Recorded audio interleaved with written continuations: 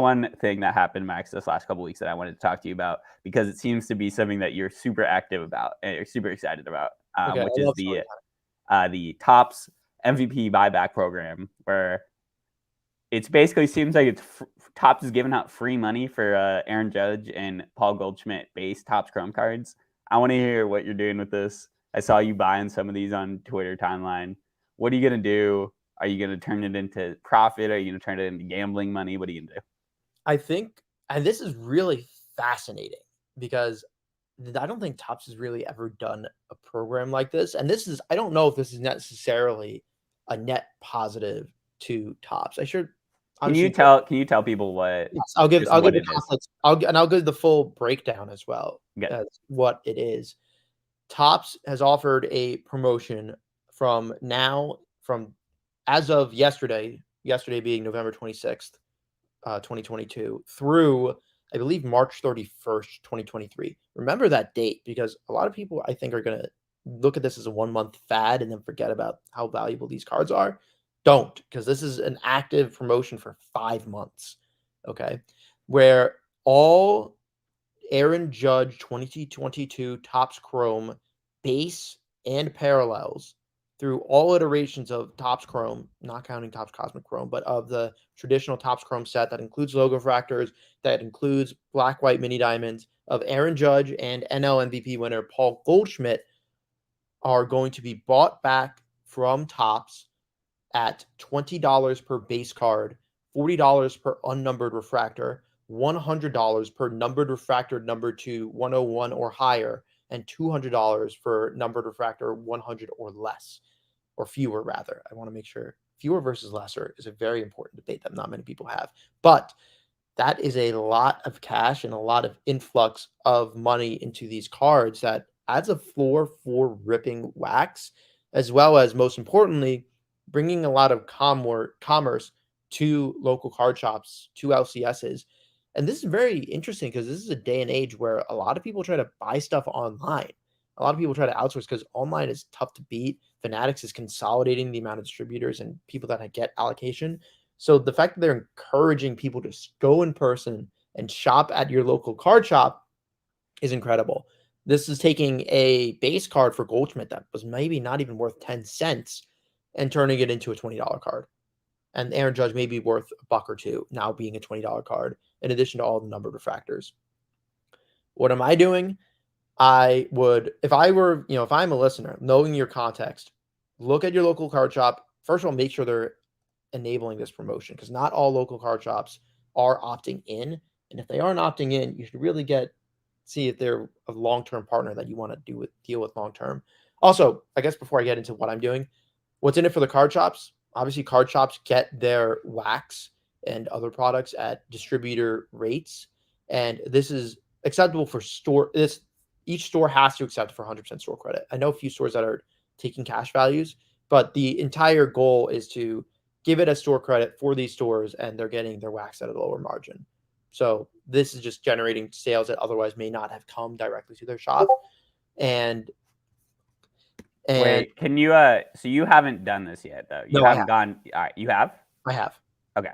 Stores will send the cards out to COMC, and they get shout out to Saratoga Slabs for educating and being the first to give me this information. But not that this is confidential information, but knowledge is power. Each LCS sends the cards to COMC, where it is uploaded and integrated to their COMC port. Topps then buys it back at, I believe, 111% of the value in COMC credit, to where you're able to take it out and you get exactly 100% of the cash value for the LCS.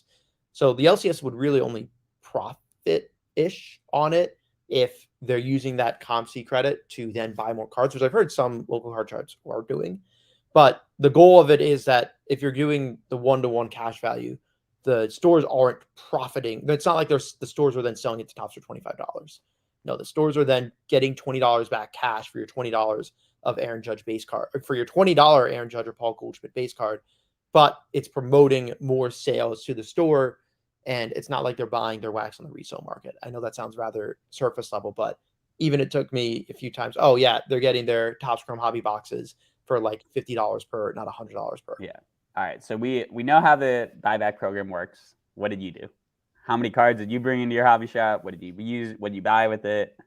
What went down? So it really depends on the flexibility of your hobby shop. I am happy that I have a few hobby shops that I like, and some hobby shops are more proactive in buying and selling than others. And I definitely check in with your local hobby shop. I know one shop that I go to, Pop Century Collectibles in Oakland, New Jersey, that recently just opened. They sell their wax, but they also sell their slabs traditionally as well. And I traded in my Aaron Judges that, well, I'll get how I bought, my thinking is for buying the Aaron Judges, but I traded in my Aaron Judges for more cards that. How many did you bring in? I bought at the White Plains show that same day.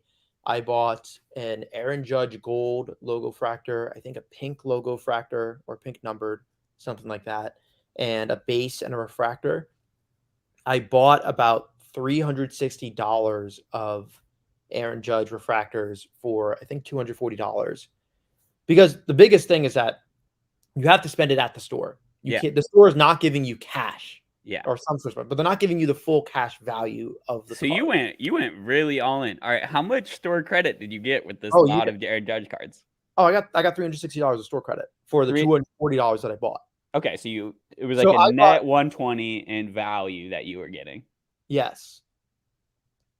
And even when you're buying slabs, you're getting the slabs at 90-ish% of the value, or 80% or whatever it is. You're not going to pay full eBay for what, hopefully you're not paying full eBay for what's in the store anyway. But even if you were to translate that to wax, if you're buying a Topps hobby box of update, I think they're doing 120 per hobby box right now.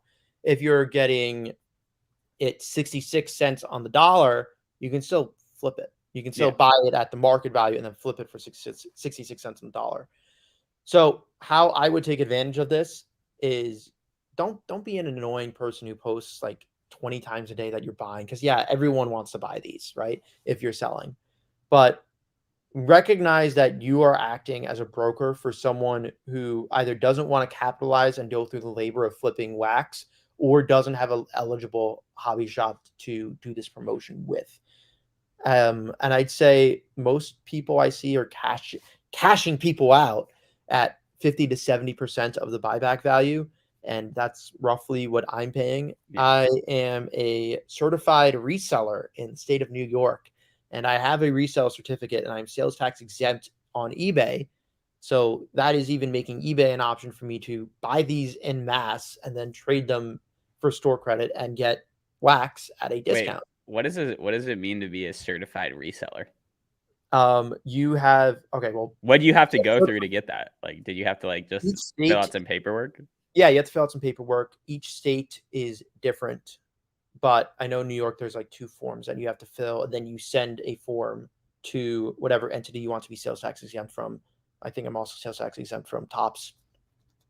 But in essence, you have to then, because you're not, in order to not pay sales tax on whatever you're buying, you then have to charge sales tax on other people. Oh.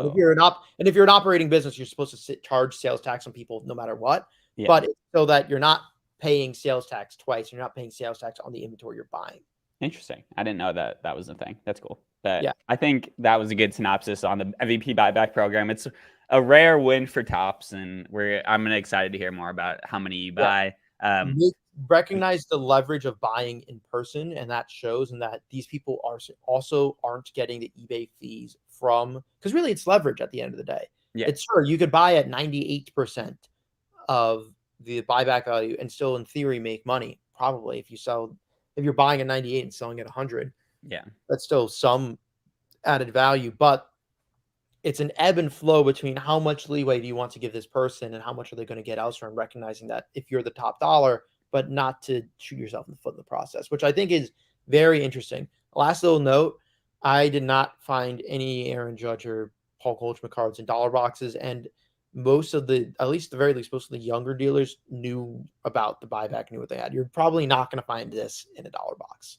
Yeah, Probably not, but it also just makes Topps Chrome Wax right now way more valuable. So if you do see a Topps Chrome Blaster at $30 MSRP at Walmart or something, it makes that a way easier buy, I think, in my opinion. I think just knowing that you could get one of those cards in it pretty yeah, easily. one of the craziest aspects was on Black Friday, Topps had Chrome Light boxes for $65 with $100 free shipping starting at $100.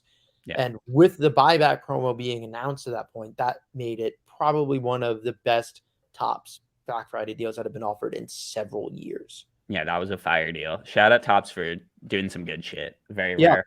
Very smart for them to promote small businesses. I didn't think there were that many great Black Friday deals, but I will be on the lookout more and more. Be on the lookout for Topps absolutely flooding the market with autograph buybacks of these next year. Yeah, I don't think these will necessarily be good cards to get in the long term, but it's good that they are giving a jolt to small business.